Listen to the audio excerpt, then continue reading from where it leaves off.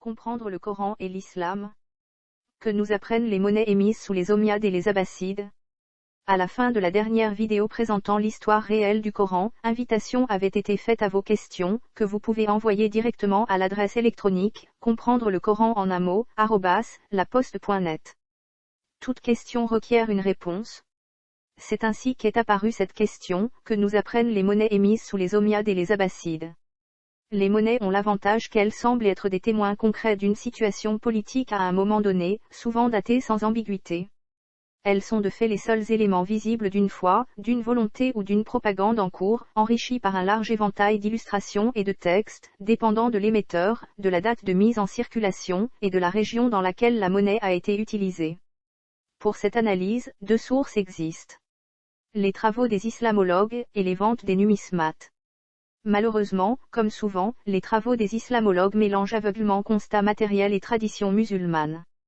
Les numismates se contentent de décrire les monnaies, rendant leurs observations parfois bien plus pertinentes. Le docteur en islamologie Stéphane Heidemann, qui a analysé ces monnaies, constate qu'elles divergent des affirmations de la foi musulmane révélées par la tradition prophétique.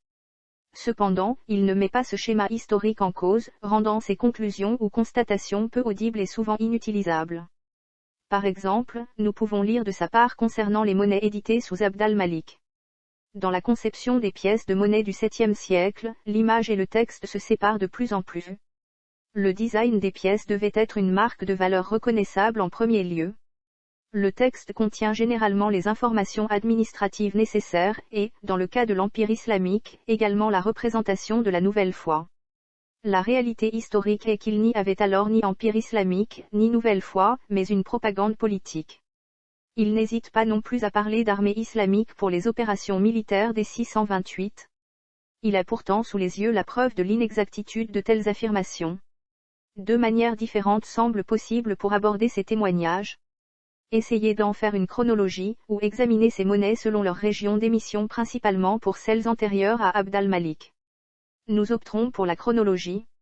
En effet, le premier témoignage connu de l'expression « prophète Mahomet » se trouve sur une monnaie de 685, non émise en Syrie, mais dans l'Empire sassanide avec une légende en Pélévis. Contrairement à la manière d'agir de nombreux islamologues, nous séparerons clairement les descriptions de ces pièces complétées par les traductions des inscriptions, selon les informations données par les sources académiques ou numismatiques, de l'analyse selon la chronologie de l'islam telle que nous l'avions établie en fonction de tous les autres éléments connus, avec en premier lieu l'archéologie. Nous ne tiendrons pas compte des métaux utilisés, ainsi que des valeurs de ces pièces, sans objet réel pour l'histoire de cette région de l'Arabie. Les monnaies utilisées à Constantinople. Héraclius Ier, ou Héracléios, fut empereur romain d'Orient de 610 à 641. Son portrait est accompagné de celui de ses deux fils. Nous constatons la présence affirmée de croix chrétiennes et d'inscriptions en grec. De nombreuses monnaies en Arabie ont été réalisées sous ce modèle. Certains symboles matérialisaient des valeurs connues dans toute la région, comme cette croix surplombant des marches. Ces marches sous la croix sont une énigme pour les historiens. Certains y voient la croix et la vieille ville de Jérusalem. Sont connus dans des églises de la région des mosaïques représentant de telles tours, refuges d'anachorètes. Quoi qu'il en soit, tous les islamologues s'accordent sur des représentations chrétiennes, difficilement réfutables. L'Empire sassanide en 660. Légende en Pahlavi. Khosrow peut augmenter sa gloire. Louange. L'autel de feu est un symbole du zoroastrisme, selon le professeur Stéphane Heidemann. Selon la tradition musulmane, l'Empire sassanide aurait été défait par les musulmans en 651. Sur cette monnaie de 660, c'est le portrait du roi Yazmard III, tué par les musulmans, qui est toujours présent avec une couronne. On ne voit ni symbole musulman, ni croix. Nous avions constaté dans l'histoire recomposée que les conquêtes n'étaient en rien musulmanes. Cette monnaie en est la meilleure preuve. L'Empire sassanide sous Muawiyya Ier. Légende en Pahlavi, Muawiyya, commandeur des croyants. Au nom de Dieu. Peut-on imaginer que le roi n'ait pas imposé son effigie sur les monnaies d'un pays qu'il dirige, et qu'il ait accepté que soit gardée l'effigie du roi déchu, ainsi que la religion de son peuple? Commandeur des croyants. De quelle religion s'agit-il? Comment interpréter ce titre sur une monnaie avec symbole du zoroastrisme? L'Empire Omeyyade sous Muawiyya Ier. selon les différentes sources vraisemblablement copiées les unes sur les autres, le « M » de ces pièces correspondait uniquement à la monnaie utilisée. Il se référerait au nombre grec 40, pour 40 noumi, la valeur du standard commun byzantin de la pièce de cuivre, le folis. Ces pièces ne sont pas datées, mais auraient été émises entre 660 et 692. Des croix sont situées sur ces « M ». Peut-on imaginer la présence de croix sur les seules représentations de la valeur de ces monnaies? N'est-ce pas une insulte au christianisme que de mélanger le symbole le plus important à une valeur de surcroît modeste? Ne pourrait-on pas imaginer que les « M » de ces monnaies correspondent également à la première lettre de Muawiyah, et dès lors celui-ci montre son attachement au christianisme, alors qu'un tel lien n'existe pas avec le zoroastrisme? Pourquoi les « M » minuscules sont-ils ainsi dessinés comme en caractère latin, alors que le « mu » grec s'écrit différemment?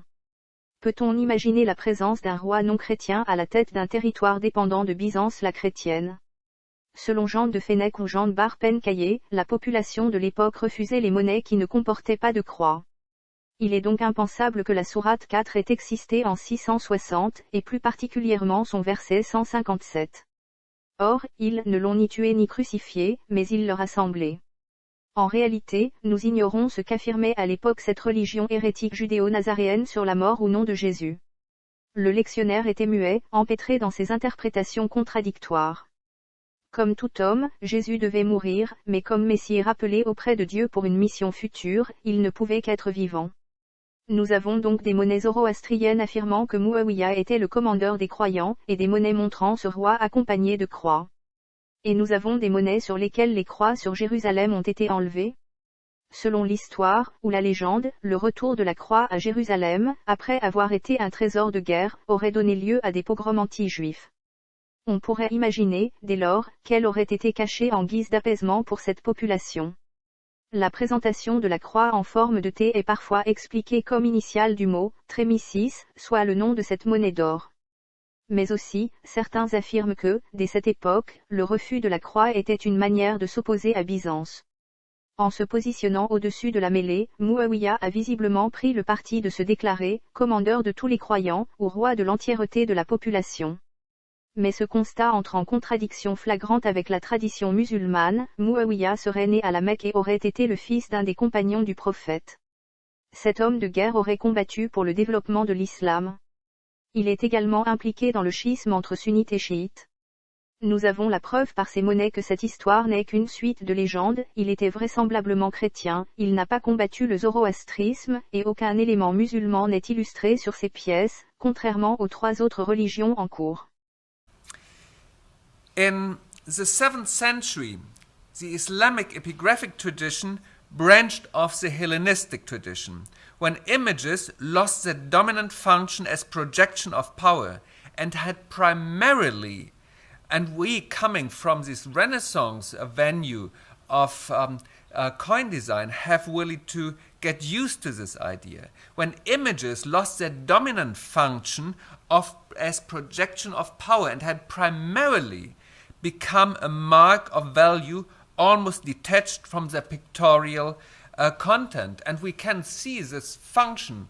Washington on the quarters is a mark of value. It's completely detached from the image of the reverse. At latest, in the time of Khosrow II, around the year 600, images on Sasanian, and I will just explain it, we have this detachment of images in all 3 currency zones in Western Eurasia, in the Germanic Latin West, in the Eastern Mediterranean in Byzantium, and in the Hellenistic East in Iran. And I just want to trace this on the Sasanian part of the Hellenistic world, because this became a dominant strand in the Islamic coinages. At latest, in the time of Khosrow II, around the year 600, images on Sasanian coins departed from individual ruler portraits, at least distinguished by individual crowns. The imagery became immobilized, associated only with general symbols of power and religion, signaling the public, the blessing and the strength of the ruler indicated in the legend. The typical late Sasanian dram shows on the obverse the immobilized ruler of the Shahanshah, with an enormous winged crown as sign of Iranian god of victory. On the reverse, the fire altar served as a central symbol of Zoroastrism, the dualistic Iranian state religion. Priest attendants stand on either side to assure the correct performance of the rituals. Abbreviation on either side of the altar indicates the mint and the regnal year of the ruler. The portrait later changed little by the following rulers. So the female, Azamir Ducht and Yazdgard III, had the same portrait, and this continued until the fall of the Islamic Sasanian Empire in 651. Also after the Sasanian Arab conquest, the imagery remained. Coins continued to be struck in the names and the portraits of Khosrow II and Yazdgard III. The portraits are almost identical, together with the fire altar and the attendants. Only the philological, political, ideological challenges of the Zubayrids and the Kharijites of the 680s and 90s marks a watershed in the progress towards the iconographic expression of the new religion and state. The Zubayrid governor of the East placed the legend Muhammad Rasulullah, Muhammad is a messenger of God, in Arabic on the obverse of the coins in 685. This is the first articulation of the new rulers and their religion on the coins. But basically, the portrait and the fire altar remains the same. It is just a mark of value. The image has lost its meaning. L'Empire sous Abd al-Malik. Occupation de la Palestine. Monnaie datée entre 696 et 750. Sur les monnaies plus anciennes, la menorah était à 7 branches, et non 5 comme ici. Le site internet de numismatique voit, en regardant à l'envers, le dôme d'une mosquée. Légende en arabe. Il n'y a pas d'autre Dieu qu'Allah. Au revers, Muhammad est le messager d'Allah, et croissant. Il s'agit plus que vraisemblablement d'une monnaie émise sous Abd al-Malik. La liberté religieuse était évidente, le calife voulait que tout le monde se rallie à sa cause, y compris les juifs. Pour rappel, la sourate 3 rédigée par ses scribes demandait aux judéo-nazaréens d'être ses rabbins. L'Empire sous Abd al-Malik. Occupation de l'Afrique. Monnaie non datée, inscription en latin non vocalisée. Avères. Dieu créateur de tout. Marge, Dieu l'Éternel, Dieu le Puissant, Dieu l'Omniscient. Revers, globe au sommet d'une colonne avec une base de 3 marches. Marge, au nom du Seigneur, le miséricordieux, Solidus, fait en Afrique. Nous constatons un certain mélange. Une influence évidente des judéo-nazaréens, les marches typiques et symboliques de l'Empire romain, et une double absence, Abd al-Malik et la croix. Ce territoire n'était visiblement pas Omeyyades, infirmant la tradition musulmane. L'Empire sous Abd al-Malik. Monnaie non datée. Avères.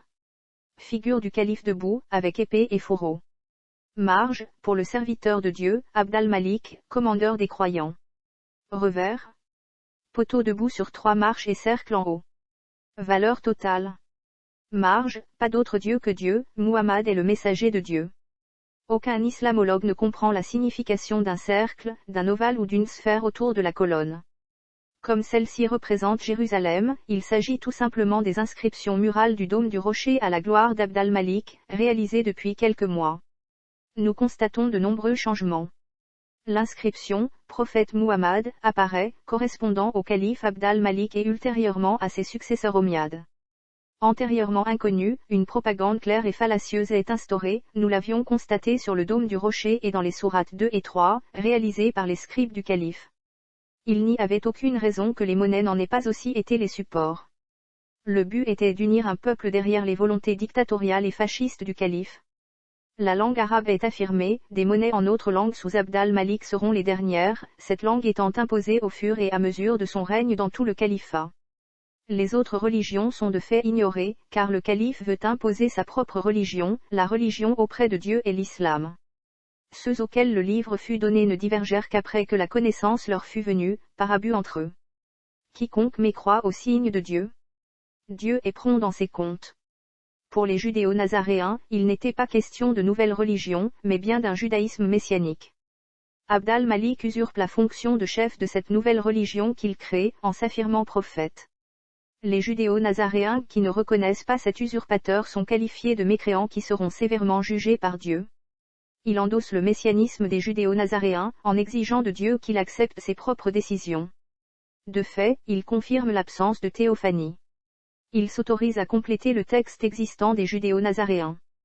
Les judéo-nazaréens montrent que le dôme du rocher a été achevé. Les premières monnaies qu'ils avaient frappées montrant un T symbolisaient ce que nous nommons l'esplanade des mosquées, à Jérusalem.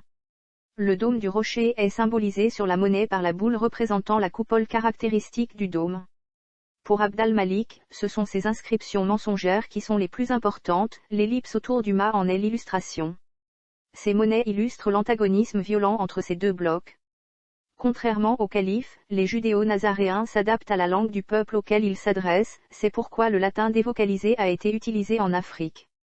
Sur leur monnaie, seul Dieu est nommé, sans révélation ni prophète.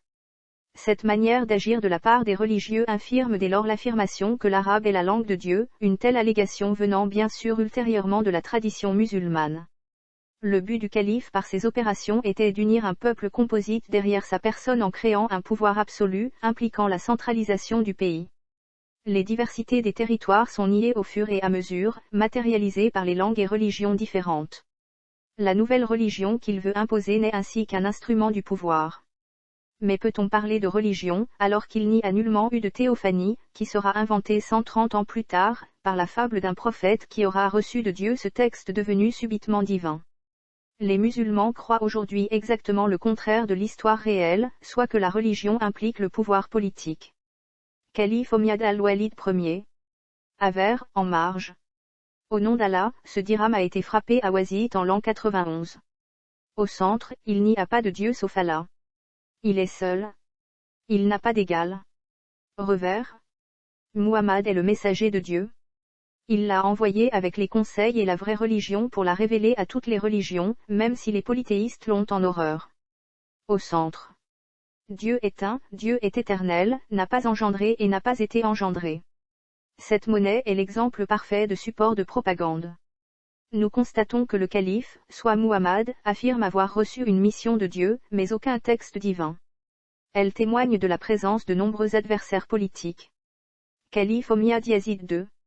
Avers, en marge. Au nom d'Allah, ce dirham a été frappé à Ouazit en l'an 105.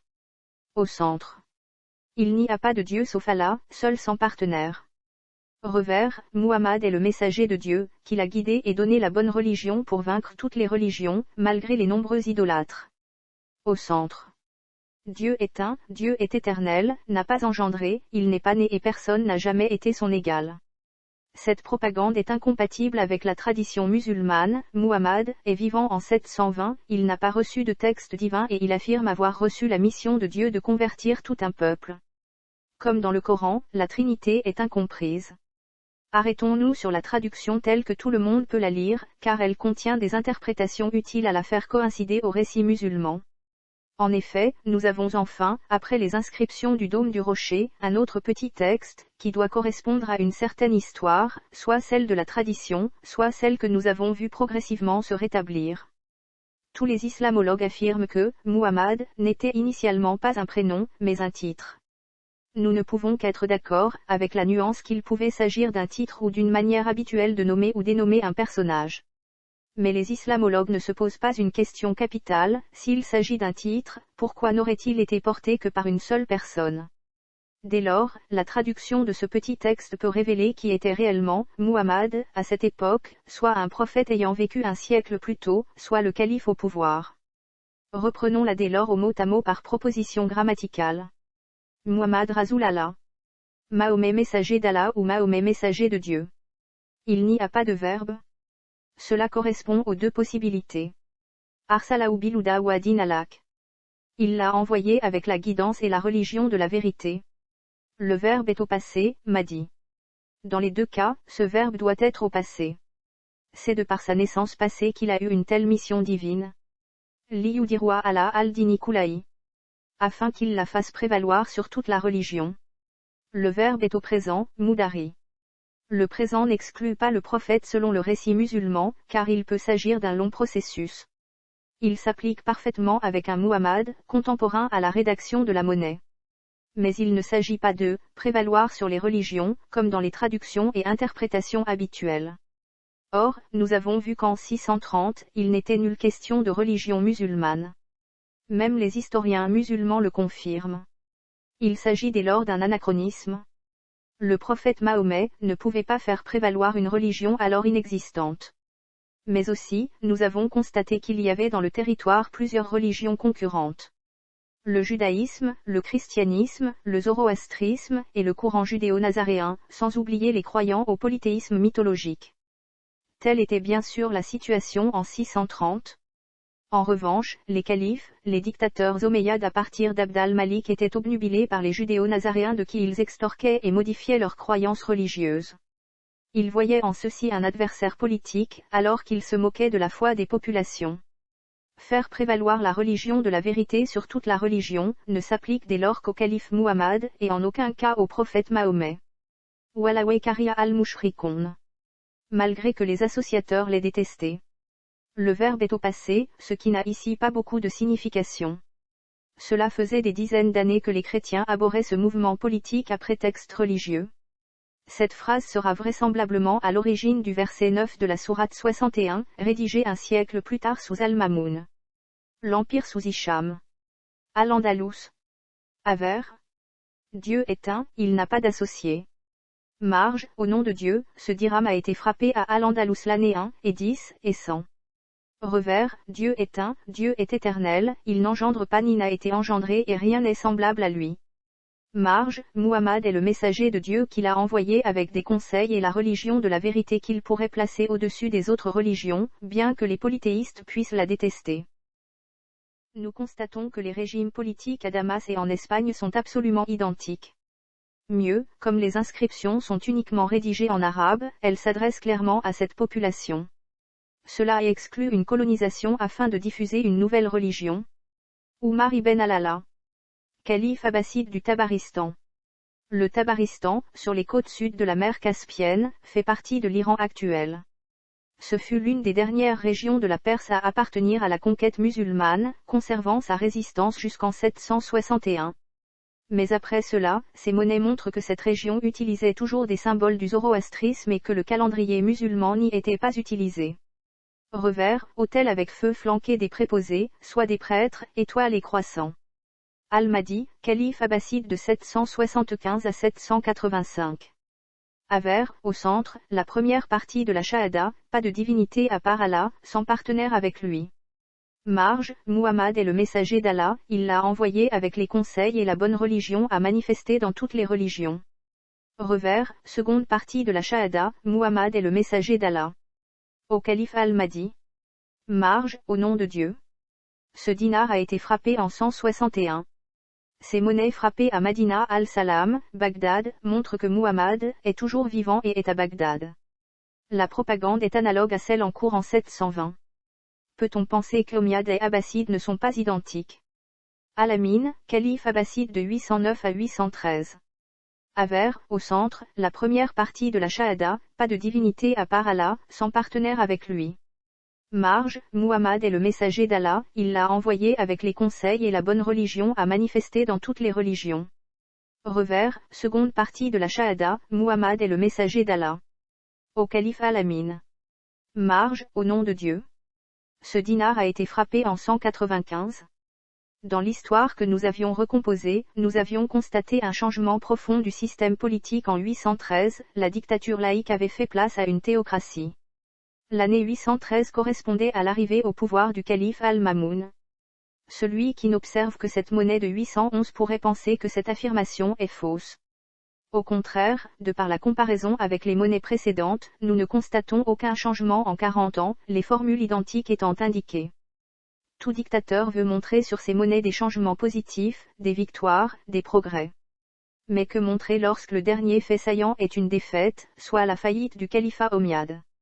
C'est pourquoi a été maintenu que le calife a été envoyé avec les conseils et la bonne religion à manifester dans toutes les religions. Mais de fait, cette formule était sans objet. Sur les billets américains se trouve « In God we trust », nous faisons confiance à Dieu. Mais si un président athée venait à être élu, cette mention serait-elle enlevée? Al-Mamoun, calife abbasside de 813 à 833, avère, il n'y a de Dieu que Dieu. Il est unique et n'a pas d'associé. Marge, au nom de Dieu, ce dirham a été frappé à Samarcande dans l'année 2 et 200. Muhammad est le messager de Dieu qu'il a envoyé avec l'orientation et la religion de la vérité qu'il pourrait rendre supérieure sur toutes les autres religions. Revers, pour Dieu, Muhammad est le messager de Dieu, Al-Mamoun est le calife de Dieu, parmi les choses ordonnées par le prince Al-Rida, bénéficiaire du serment des musulmans. Au calife Al-Amin. Ali ibn Musa ibn Ali ibn Abi Talib, possesseur des deux chefs. Marge, Muhammad est le messager de Dieu qu'il a envoyé avec des conseils et la religion de la vérité qu'il pourrait faire c'est la suprématie sur toutes les autres religions, même si les polythéistes peuvent la détester. Avère, il n'y a de Dieu que Dieu. Il est unique et n'a pas d'associé. Marge, au nom de Dieu, ce dirham a été frappé à Madinat al-Salam en l'année 8 et 200. Le commandement appartient à Dieu, passé et futur, et ce jour-là, les fidèles se réjouiront de la victoire accordée par Dieu. Revers, pour Dieu, Muhammad est le messager de Dieu. Marge, Muhammad est le messager de Dieu qu'il a envoyé avec l'orientation et la religion de la vérité qu'il pourrait rendre supérieure sur toutes les autres religions. Nous constatons un changement dans ces textes et la fin d'une période figée. Le changement politique n'y est pas étranger. Despite the previous uniform appearance of silver coins and anonymous silver coins throughout the empire, the early system of coin production was organized on a provincial level. Thus the coins became now a canvas for the hierarchy of provincial administration, but still not for the caliph as supreme authority. So we have just the provincial hierarchy on the coins. The caliphal heir as governor, Khuzaymah ibn Khazim as sub-governor in Armenia, and another official. So it's more like a document of the minting than really a representation of power. Only as late as the year 834, with the placing of his name on the coin, the Caliph al-Mu'tasim Billah assumes to be visually the sole source of imperial power. Here on the coins, after about 150 years, the Hellenistic Iranian model of the use of coins reflecting the supreme ruler now again prevailed, but just as a text. Soon, in 851, the name of the heir apparent was added to signal the continuity of the dynasty and safeguarding an orderly transfer of power, which didn't happen after the death of Al-Harun al-Rashid. And autonomous rulers and rebels added their names since 872. In political theory, they derived their power from the universal emperor, the caliph. And here are some photos how the canvas of the coins became crowded with names, with the fragmentation of the empire. More and more names were listed, with ever-growing and ever more flourishing titles. Al-Mutawakkil al-Allah, known for his extravagant splendor and spending especially for palaces and feasts, was the first who revived the practice of presentation coins, as we know from objects.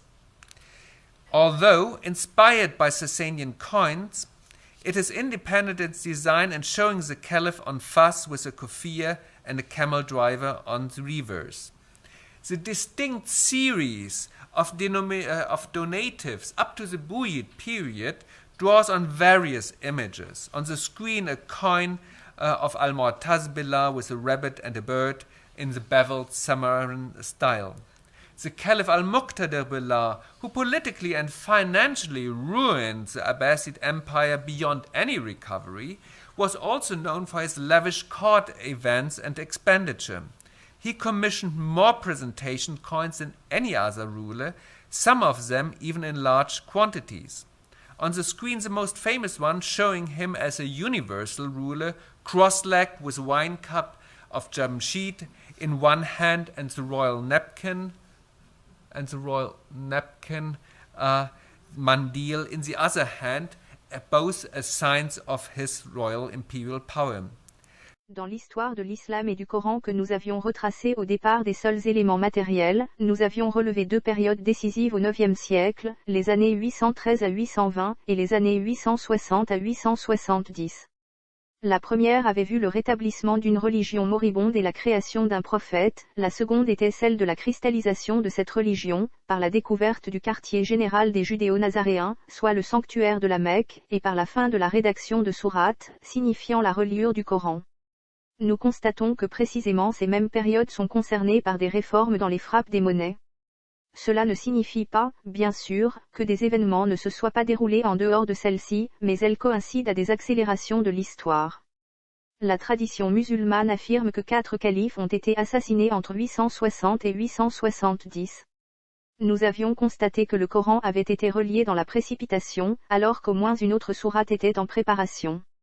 On ne peut que penser à une volonté populaire d'insurrection.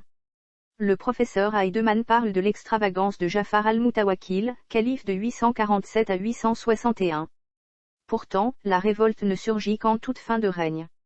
Il cite aussi le calife al-Mutadibillah qui aurait ruiné le califat en une seule année de règne alors que la situation reçue était déjà une poudrière. Ceci n'est pas très crédible, et de telles affirmations de la propagande, créées à l'époque ou ultérieurement, veulent cacher d'autres faits inavouables. Quels étaient ces faits ? Nous constatons la composition d'une dizaine de sourates entre 860 et 870. Or, la fable d'un prophète qui avait reçu ces textes dits divins 240 ans plus tôt existait. La population ne pouvait pas croire en l'authenticité de textes ainsi tombés miraculeusement du ciel, correspondant à la situation présente. Le mensonge du successeur de l'élu de Dieu au service du pouvoir était patent. Et peut-être aussi que la preuve ultime circulait, des témoins ont vu le lectionnaire des Judéo-Nazaréens de la Mecque, bien différent du texte politique. Devant une telle situation, l'apaisement a été tenté, remplacer la propagande par des images bisounours et apaisantes, reliure du Coran empêchant l'ajout de tout nouveau texte, fédéralisation du pays rendant une mainmise complète du calife impossible. Ces monnaies sont des témoins de cette situation ubuesque. Le calife, censé faire appliquer la loi de Dieu, buvant du vin ou du jamshid, témoigne aussi du processus de rédaction de la tradition musulmane. Il est difficile de croire que la consommation de vin à cette époque valait une peine de coup de fouet. Mais aussi, nous savons que l'islam interdit la reproduction de tout être vivant. La destruction des Bouddhas de Bamiyan et l'assassinat des caricaturistes nous le prouvent. Et pourtant, tant des animaux que le calife sont reproduits sur ces monnaies. On peut imaginer que l'exubérance de la propagande sur les monnaies antérieures ne laissait pas de place au portrait des califes. Ces monnaies prouvent que cette interdiction divine vieille de 240 ans n'a jamais existé. Al-Mutaki. Calife abbasside de 940 à 944. Avère, il n'y a de Dieu que Dieu. Il est unique et n'a pas d'associé. Aboul Hussein Bajikem, client du commandeur des croyants. Marge, au nom de Dieu, ce dirham a été frappé à Madinat al-Zam en l'année 9 et 20 et 300. Le commandement appartient à Dieu, passé et futur, et ce jour-là, les fidèles se réjouiront de la victoire accordée par Dieu. Revers. Pour Dieu, Muhammad est le messager de Dieu, al-Muta qu'il a. Marge. Muhammad est le messager de Dieu qu'il a envoyé avec des conseils et la religion de la vérité qu'il pourrait faire c'est la suprématie sur toutes les autres religions, même si les polythéistes peuvent la détester. Conclusion. Pour comprendre ces monnaies, il est indispensable de se replonger dans l'histoire, et de ne pas les interpréter de par nos perceptions actuelles. Dans un territoire aussi vaste, les moyens de communication et d'information étaient lacunaires. Si, aujourd'hui, nous apprenons dans la seconde les événements concernant l'autre bout du monde, il était particulièrement compliqué pour ces autorités politiques, pour ces dictatures, de communiquer aux populations les modifications importantes qui concernaient leur propre empire. Dès lors, tout moyen possible était utilisé, et il est illusoire d'imaginer qu'un dictateur laisse l'effigie d'un roi battu, chassé, voire assassiné, décorer ces monnaies visibles de tous. Mais aussi, il est invraisemblable qu'un soi-disant chef religieux bien guidé ait accepté sans raison que ces mêmes monnaies arborent pendant des dizaines d'années des symboles d'une religion à combattre. Ces monnaies nous informent donc de la matérialité de situations locales et d'accords politico-religieux circonstanciés. Nous constatons ainsi que les monnaies témoignaient d'une époque et d'une volonté, les nouveautés majeures correspondaient précisément aux modifications de la situation politique. Les étapes capitales de la création de l'islam, telles que nous avons pu les découvrir, correspondent précisément aux changements monétaires, les périodes d'Abd al-Malik, d'Al-Mamoun, et de la conquête de la Mecque. Au contraire, les changements historiques affirmés par la tradition musulmane, pour lesquels nous avions montré leur caractère fallacieux, sont ignorés par les monnaies. Les inscriptions des pièces de la fin de l'époque Omeyyade ont été reprises pendant des siècles sur les monnaies abbassides. Il n'y a jamais eu de révolution, mais bien continuité dans une politique, certes avec des nuances invisibles sur ces monnaies. La disparition de la croix signifiait avant tout une volonté d'éloignement du califat de la mère patrie byzantine, symbolisée par le christianisme, qui rendait impossible un tour de passe-passe religieux pour prendre le pouvoir politique au nom de Dieu, que les polythéistes répugnent. Ces monnaies sans croix montrent aussi l'opposition de deux blocs, particulièrement sous Abd al-Malik. Cette opposition est visible sur les inscriptions du dôme du rocher à Jérusalem, sur les graffitis et textes des pèlerins et gens du peuple, et surtout dans le Coran. Étrangement, les islamologues ne l'ont pas perçu, et n'ont dès lors pas pu comprendre les modifications autour de la croix sur ces monnaies. Abd al-Malik a sauté sur l'occasion de la présence des judéo-nazaréens pour affirmer sa foi en cette religion, en changeant le sens de « commandeur des croyants » et en insistant sur ce qui séparait ce mouvement religieux du christianisme. Pour les judéo-nazaréens, les chrétiens étaient leurs frères et étaient sauvés, pour les musulmans, ils étaient bons à brûler éternellement en enfer. Le remplacement de la croix par l'ellipse représentant les inscriptions du dôme du rocher était dès lors le symbole de la détention d'une réalité politique double, et non religieuse, l'autonomie prise sur le pouvoir byzantin, et le kidnapping de la religion des judéo-nazaréens. L'insistance des monnaies à répéter la 112e sourate peut ainsi avoir une pertinence politique. Les califes se moquaient de la pureté de la religion, mais ils voulaient ainsi affirmer leur autorité totale. Ce fut le début de l'utilisation de ce support pour la propagande politique. Bien plus tard, les liens familiaux gravés entre califes successifs servaient à montrer que ceux-ci étaient les élus de Dieu, et cette propagande fallacieuse a eu pour conséquence que les personnes des califes étaient moins importantes que le califat lui-même. Le culte de la personnalité a donné place au culte de la famille, expliquant aussi pourquoi les différents Muhammad, ayant des figures différentes, n'étaient pas représentés. Les monnaies montrent aussi l'évolution du territoire du califat. Il était soi-disant d'emblée devenu un empire très riche de par la grâce de Dieu, mais, avant Mouiya, les pièces en usage étaient celles de Byzance et des Sassanides. Le nord de l'Afrique n'a été conquis que tardivement, il n'y a pas eu d'échange de monnaie, et on peut imaginer différents statuts de l'empire sassanide avant d'intégrer pleinement le califat. Ce que ces monnaies confirment surtout est la nature de la personne du prophète. La légende est inconciliable avec ses témoins continus, elle prouve, tout comme nombre d'autres inscriptions, que Muhammad est un titre sans cesse contemporain, porté pendant des siècles. Muhammad n'est donc pas un personnage unique du passé. Les monnaies confirment donc ainsi des éléments matériels épars de périodes variées, attestant chacun d'un Muhammad contemporain. Les monnaies confirment qu'aucun de ceux-ci n'a reçu de révélation divine, mais ils ont modifié une foi existante extorquée à leur profit. Tel l'islam ambivalent, l'analyse de ces monnaies montre deux directions, politique et religieuse. Ces monnaies, après analyse, montrent la soumission complète du religieux au politique, et elles infirment l'entièreté de la tradition musulmane. Comme la tradition musulmane était inexistante, c'était la foi des personnes à conquérir qui était illustrée, nulle question de la Mecque, mais bien de Jérusalem, avec un verset d'une sourate capitale, la pureté. Si des personnages ont été représentés, aucune monnaie n'est à l'effigie du prophète Mahomet. Son absence est criante dans toutes les sources de son époque, les monnaies n'ont bien sûr pas fait exception. Les compagnons du prophète sont évidemment tout autant ignorés, tout comme l'islam lui-même dans des régions dites musulmanes. Selon la tradition musulmane, il est inconcevable que le zoroastrisme soit illustré sur des monnaies mentionnant Muhammad. Et pourtant, elles existent. C'est que, visiblement, l'histoire bien pensante est fausse. Dès lors, comment s'étonner que les islamologues n'en parlent que très peu? Madame Jacqueline Chaby, qui se complaît à déblatérer nombre de contre-vérités à tour de bras, oublie systématiquement de parler des monnaies. Est-ce un hasard? Est-ce un travail honnête de chercheur? Au contraire, les cellules de déradicalisation de l'islamisme pourraient utiliser les photos de monnaie, car, par des éléments visibles et incontestables, on peut prouver la manipulation de la tradition musulmane, celle-ci justifiant tout attentat ou acte terroriste musulman.